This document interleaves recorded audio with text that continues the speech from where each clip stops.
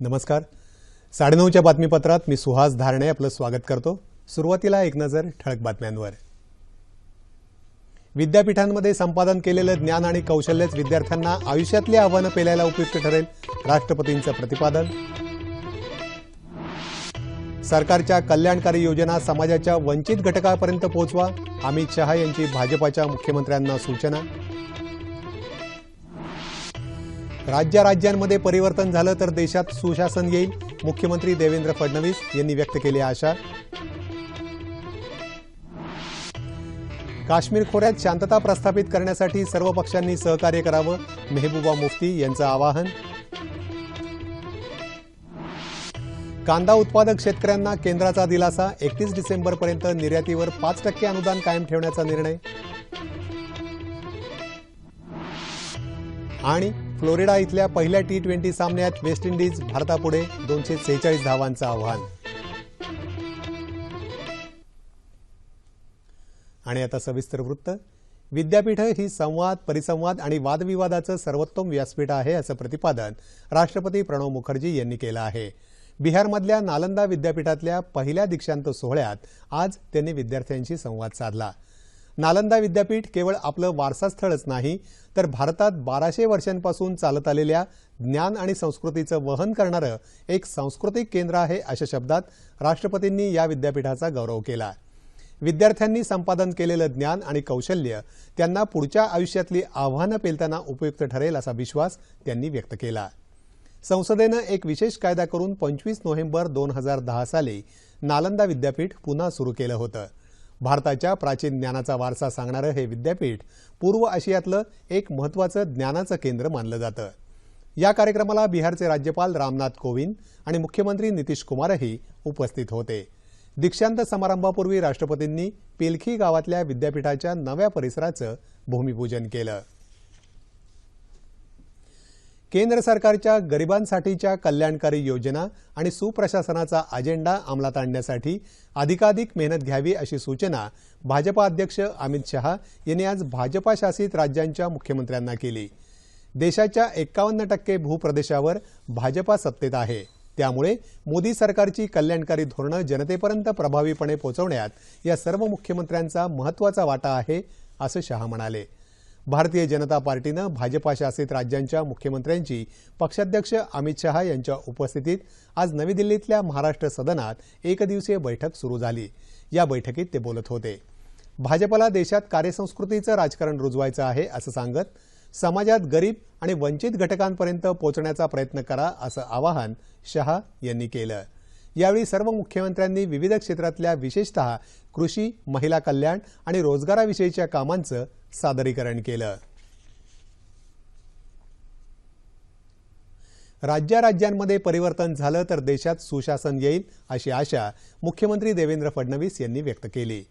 केंद्र सरकारच्या 65 योजनांची अंमलबजावणी राज्य सरकारांनी करायची आहे. यामध्ये भाजपा शासित राज्यांची भूमिका अतिशय महत्त्वपूर्ण आहे, असं मुख्यमंत्री देवेंद्र फडणवीस म्हणाले. केंद्र सरकारच्या 80हून अधिक कल्याणकारी योजनांची प्रभावी अंमलबजावणी करावी, तसंच गरिबांचं कल्याण, मध्यम वर्ग, वंचित घटक, शेतकरी आणि मजुरांच्या भल्यासाठी काम करावं, अशा सूचना भाजपा अध्यक्ष अमित शहा यांनी दिल्याचं मुख्यमंत्र्यांनी सांगितलं. या बैठकीनंतर दिल्लीत घेतलेल्या पत्रकार परिषदेत ते बोलत होते. 80 कल्याणकारी योजनाओं के माध्यम से ये देश और देश की सरकार ये गरीबों के और आम आदमी के कल्याण के लिए ही काम करेगी और कल्याणकारी राज्य की भूमिका से कतई सरकार दूर नहीं जाएगी, ये भी इस सरकार ने बताया.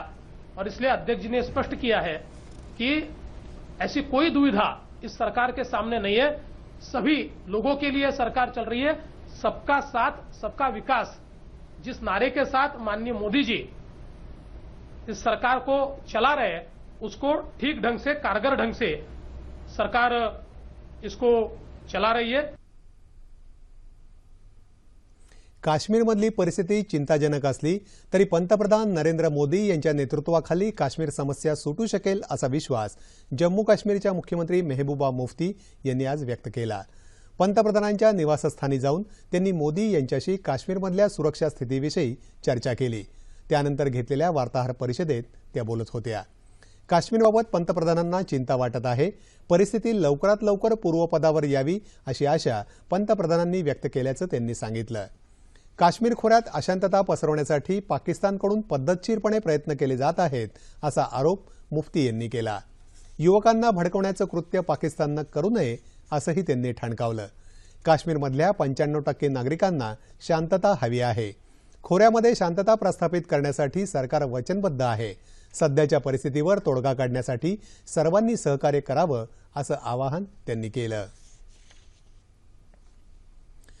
कांद्याच्या घसरत्या दरांमुळे धास्तावलेल्या कांदा उत्पादक शेतकऱ्यांना दिलासा मिळावा यासाठी कांदा निर्यातदारांना 5% अनुदान दिलं जाईल असं केंद्रीय मंत्री नितीन गडकरी यांनी आज जाहीर केलं. या अनुदानाचा लाभ उठवण्यासाठी व्यापाऱ्यांनी कांद्या निर्यातीचं प्रमाण वाढवावं असं आवाहनही त्यांनी केलं. केंद्रीय वाणिज्य मंत्री निर्मला सीतारामन यांच्याशी याबाबतीत चर्चा झाली आहे असं ते म्हणाले. येत्या 31 डिसेंबरपर्यंत निर्यात होणाऱ्या ताज्या किंवा शीतगृहातल्या कांद्यावर ही अनुदान योजना लागू असेल. देशातले कांदा दर स्थिर राहण्यासाठी कांदा निर्यात अधिकाधिक व्हायला हवी असं ते म्हणाले. नेदरलँड आणि चीननंतर कांदा निर्यातीत भारत 3ऱ्या स्थानावर आहे. यंदा सुमारे 3.5 लाख टन कांद्याची निर्यात होण्याची अपेक्षा आहे. शेतकऱ्यांनी मोठ्या प्रमाणावर कांदा पीक न घेता कडधान्य आणि तेलबियांच्या उत्पादनाकडे लक्ष द्यावं असंही आवाहन गडकरी यांनी केलं. पाकिस्ताननं कुख्यात गुंड दाऊद इब्राहिमचं भारताला प्रत्यार्पण करावं अशी मागणी भारतानं केली आहे. दाऊदवर कायदेशीर कारवाई करण्यासाठी ही मागणी करण्यात आल्याचं परराष्ट्र प्रवक्ते विकास स्वरूप यांनी सांगितलं. संयुक्त राष्ट्रांच्या समितीनं दाऊद पाकिस्तानात असल्याच्या बातमीला दुजोरा दिला आहे. सीमेपलीकडील दहशतवादाबाबतच पाकिस्तानशी चर्चा होईल असं भारतानं पुन्हा एकदा स्पष्ट केलं आहे. पाकिस्ताननं कोणत्याही दहशतवादाला थारा देऊ नये असं स्वरूप यांनी म्हटलं आहे. पाकिस्ताननं दहशतवाद्यांविरोधात कठोर कारवाई करण्याची गरजही त्यांनी व्यक्त केली. ईशान्य भारत हे भारताचं महत्त्वाचं अंग आहे. या भागाचा विकास होणं गरजेचं असून त्यादृष्टीनं केंद्र सरकारनं पावलं उचलली आहेत असं प्रतिपादन केंद्रीय गृहराज्यमंत्री किरेन रिजिजू यांनी आज केलं. ईशान्य भारतातल्या पारंपरिक कलांचं दर्शन घडवणाऱ्या महोत्सवाचं आज नवी मुंबईत त्यांच्या हस्ते उद्घाटन झालं. त्यावेळी ते बोलत होते. ईशान्य भारतातले विद्यार्थी देशाच्या इतर भागात शिक्षण घेत असून या विद्यार्थ्यांची सुरक्षा महत्त्वाची आहे असं रिजिजू म्हणाले. अरुणाचल प्रदेशाचे मुख्यमंत्री पेमा खांडू यांच्यासह इतर पदाधिकारीही यावेळी उपस्थित होते. ईशान्य भारत हे आपल्या देशाचं सामर्थ्य आहे. स्त्री पुरुष समानतेचं प्रत्येकारी दर्शन या भागात पाहायला मिळतं असं राज्याचे शिक्षण आणि सांस्कृतिक कार्यमंत्री विनोद तावडे यांनी सांगितलं. दलित अत्याचार कायदा रद्द करावा आणि त्यात शिथिलता आणावी अशी मागणी होत आहे. मात्र हा कायदा कोणावरही अन्याय करणारा नाही तर दलितांच्या संरक्षणासाठीचा आहे असं मत केंद्रीय सामाजिक न्याय राज्यमंत्री रामदास आठवले यांनी व्यक्त केलं. पुण्यात आज घेतलेल्या पत्रकार परिषदेत ते बोलत होते. दलितांवर याआधीही अत्याचार झाले आहेत, त्यामुळे अशा प्रकरणांना राजकीय रंग देऊ नये असं आठवले म्हणाले. अत्याचार थांबवण्यासाठी सगळ्यांनी प्रयत्न करायला हवेत असंही त्यांनी सांगितलं. मागासवर्गीय विद्यार्थ्यांच्या शिष्यवृत्त्यांचे प्रस्ताव केंद्राकडे आल्यावर तातडीनं मंजूर व्हावेत यासाठी प्रयत्न करू असं आश्वासनही त्यांनी दिलं. यावेळी सामाजिक न्यायमंत्री राजकुमार बडोले उपस्थित होते.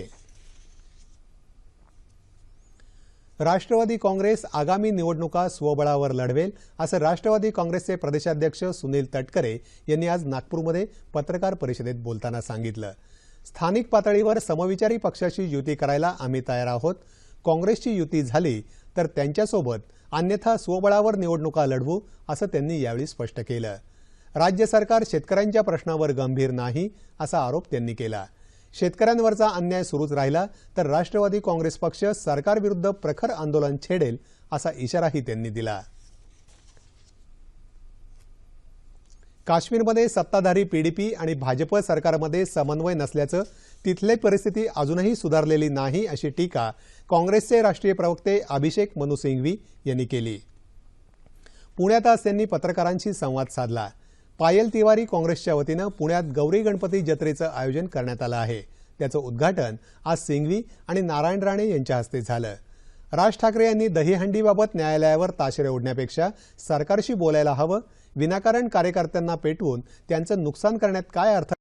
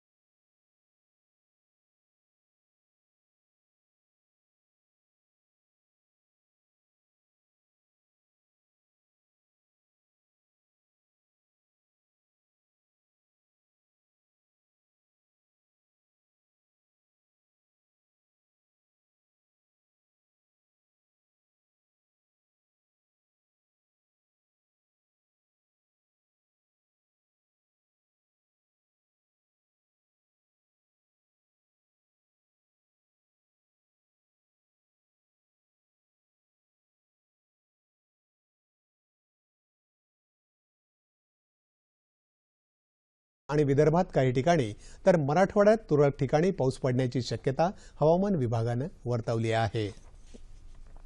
तापमान अंश सेल्सिअसमध्ये मुंबई कमाल 26, किमान 24, नागपूर 32 आणि 25, पुणे 27 आणि 21, औरंगाबाद 32 आणि 23, नाशिक 29 आणि 22, कोल्हापूर 27 आणि 21, रत्नागिरी 29 आणि 24, सोलापूर 33 आणि 23 आणि अमरावती कमाल 30 आणि किमान 23 अंश सेल्सिअस. ठळक बातम्या पुन्हा एकदा. विद्यापीठांमध्ये संपादन केलेलं ज्ञान आणि कौशल्यच विद्यार्थ्यांना आयुष्यातली आव्हानं पेलायला उपयुक्त ठरेल, राष्ट्रपतींचं प्रतिपादन.